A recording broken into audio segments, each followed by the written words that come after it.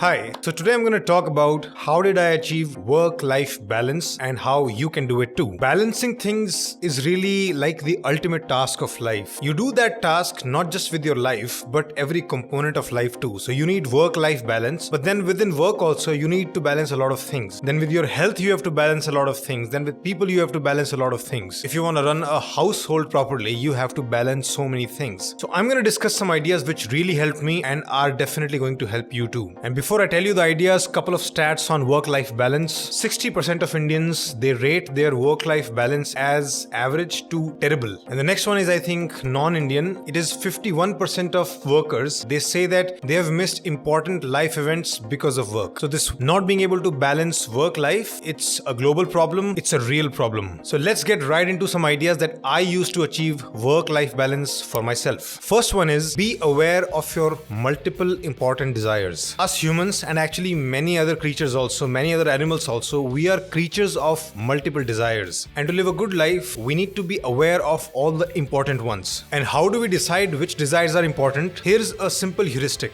We need to add those desires to the basket which will lead to the highest positive impact on our short-term and long-term well-being. So if some desire is taking away from well-being, it should not be important for us. And if some desire is very significant for our well-being, we should pursue it. That one is important. And what is well-being? Like briefly, well-being is just like a cocktail of health, happiness, and contentment. Most people make really big mistakes in understanding their own desires. Like they live a life where one important desire could be completely forgotten for a really long time. And then reality hits and it's not pretty. Like if you don't care about your health for a really long time, you're not eating good food, you're not getting some physical activity. Like by the time you are in 30s or 40s, you'll get so many lifestyle diseases like diabetes, sugar, blood pressure, something. And by that time, it becomes super difficult for you to fix it or come back to normal or back to health. You were so bent upon working really hard that you just forgot your friends all along, you forgot to socialize, and then 10 years later you find out now you can't call anyone. Now you have nobody to hang out with. You just have work colleagues, no real friends. This can even happen with your own family. Like you forget your family for too long, before you know it, now they're hanging out among themselves, they're going on trips, they are hardly even inviting you. Like you're not even wanted there anymore. Like your presence doesn't even matter to your family. This can even happen with fun. Like you forget to have fun in your life for a really long time, then a stage may come where you just forget to have fun. You don't even know how to do it anymore. Like when you do have fun, you feel guilty about it. Your mind wants to go back to work. You start finding doing pleasurable things meaningless. And to be fair, this can of course happen with your work also. Like if you forget about improving at work, you can get to a stage where you feel completely stagnant. You feel that you have plateaued. Everybody around you has grown well. You're just stuck in a boring job with no growth and you find your life meaningless. So the point is, you have to be aware of your important desires and you have to balance them not just for the short term but also for the long term. I'll tell you which 5 things I prioritize for my own life. Number 1, health. I work out, I eat good food, I get a good sleep. Second, mental health. Now because of the nature of my work, I am a counseling psychologist. This is all I do. So I don't have to necessarily prioritize that separately. It's just the side benefit of my job. I enjoy good mental health. Third, I prioritize people in my life, friends and family. Fourth, of course, I prioritize my work. I'm lucky enough to find something that I actually enjoy doing. I was lucky enough to even make a living out of it. But yeah, I make sure that I do my work properly and I continue to do better at it. Fifth, I prioritize my downtime and recreation. I do take time off things. I watch a lot of TV. I go out. I listen to music. Sometimes, like it has gotten way less than before, but I still do. I talk to my friends. So like that helps me achieve 2 goals, right? Recreation plus prioritizing people. Second idea is closely related to this one, which is I make sure that I achieve some bare minimum results in all of those areas. Like I must get at least passing marks. An interesting way to look at that is I make sure that my life part, so in the work-life balance, the life part, I achieve some bare minimum results and I only work with the rest of the time. I don't let work get into these areas too much. Like I'll give you examples in all of those areas. Like with health, I make sure that I get like at least 1 hour of physical activity on average. I get 7 to 8 hours of sleep. Like 80 to 90% of meals are good, home cooked, nutritious, with only a small percentage of cheat meals. Mental health, like I said, I don't have to do anything special for it because it's just part of my job. But for you, I would say spend at least 2 hours per week. It could be even going to therapy. It could be just reading something. It could be going online and learning how to process your own emotions or just watching videos like these. For people, I kind of make sure that I spend like 2 hours just talking to people in my life, like undivided attention to people in my life. And this includes my girlfriend and my family and friends. Then downtime and recreation, like I usually spend 4 to 5 hours kind of doing nothing, watching stuff, just thinking, daydreaming, looking at the ceiling,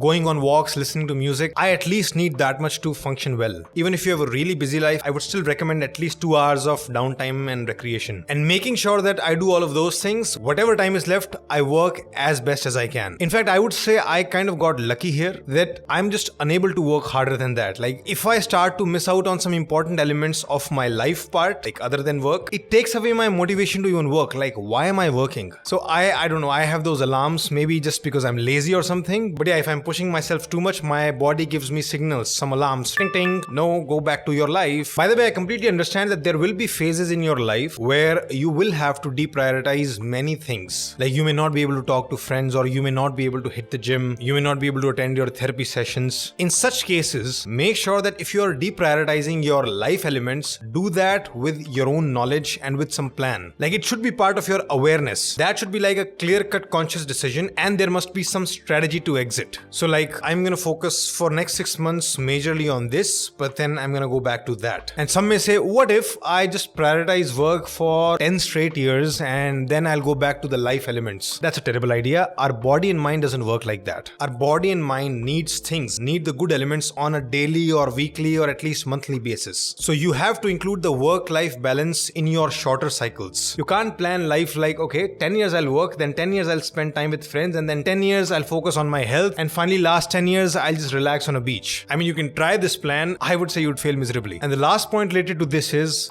a mental shift, right? That this task of balancing is like a forever ongoing thing. You will never get it right perfectly because you're changing and your circumstances are also changing. There will always be the need to like fine-tune things. But this calibration is like worth the effort, because if you do it well, it literally means you get to live a good life. Next section is about how to optimize or reduce your workload. I'm going to go through some quick pointers that help me a lot. See, the thing is, even the time that you're allocating to work, you can actually keep reducing that time for your life elements if you do it smartly. So the first point is work smart, not hard. I know it sounds like the most cliched thing. When I was 20, I thought this line was bullshit. Like people were just trying to be wise asses by saying this. And I actually thought hard work was the main thing. But as I grew up and I realized, nope, not at all. The real leverage is smart work, knowledge, creativity. And what do I mean by work smart? I think the biggest element in working smart is hyper prioritization. Hyper prioritization, which means on everyday basis, you just keep eliminating tasks that are of lower value and just keep your energy and attention on tasks that are of highest value. I mean the good old Pareto principle, like 20% of your efforts can actually account for 80% of your results. So focus on those 20% things and then the next 20% and the next 20%. So do read the book 4-Hour Work Week from Tim Ferriss. That can really help you. Second point in optimizing your work is do things that you like more and more. So here you're not exactly reducing your work, you're simply changing the quality of it so that when you do go to work, life does not seem that miserable. Because if your work is just stressful, boring, meaningless, then you would have to run to other elements in your life to just have fun. If you find a way to do something that you actually enjoy, your life becomes so much richer. I recently made a video on how you can find your passion. You should really watch that. I'll add the link in the description. Third point is simply reduce your workload. If you're self-employed, like somebody like me, you simply would have to reduce your ambition a little bit. Not exactly ambition though, you just would have to reduce your impatience a little bit. Just reduce the intensity of your targets, just go slower. You may still reach amazing heights, but with a calmer, more fun, more relaxed approach. And if you're in a job and you have a boss where you can't take one-sided decisions about reducing your workload, you would have to negotiate things with your boss. Don't be afraid to negotiate for less work. If you're good at your job, your employer will have to listen to you. If you're not good at your job, then first be good at your job and then negotiate. But of course, only do it if the work is genuinely too much. And one way to figure out if it's you or the company, look at the company culture. Is everybody else also getting burnt out? If yes, then there is some problem in the company. But if everybody else is able to manage the job well and it's just you, maybe you need to learn something. Next point, negotiate for remote work or flexible hours. Like one of the big reasons behind bad work-life balance is that you just have to clock in those hours at the office. Like there is some important life event going on and you're just sitting at work doing nothing because you just have to be there. So if you negotiate well, you can attend that life event during the day and then get to the most important work on your own time. So after COVID, this flexible hours thing is much more common now, but still, depending on your company policy, you may still have to negotiate for it. One more point, reduce your perfectionism. In a survey, 32% people said that a big cause behind their poor work-life balance is their own personal perfectionism. Like they take on too much because they're perfectionists and they worry about every small thing and spend extra time on it because they're perfectionists. So try working on that. Learn to make peace with tiny mistakes. Last section is about the benefits of work-life balance. It turns out that work-life balance is not just good for your life, it is also good for your work. 85% of the companies that offered some work-life balance program reported an increase in productivity for their employees. Isn't that amazing win-win? Like, you not only get to be happy, but you actually can work more. With work-life balance, you are happier and thus more creative. You have better motivation at work. And most of all, if you do it in a balanced manner, you're able to play the long game. Because if you go too hard, you actually burn yourself out. You fall sick, you give up. So to have a long, healthy, productive career,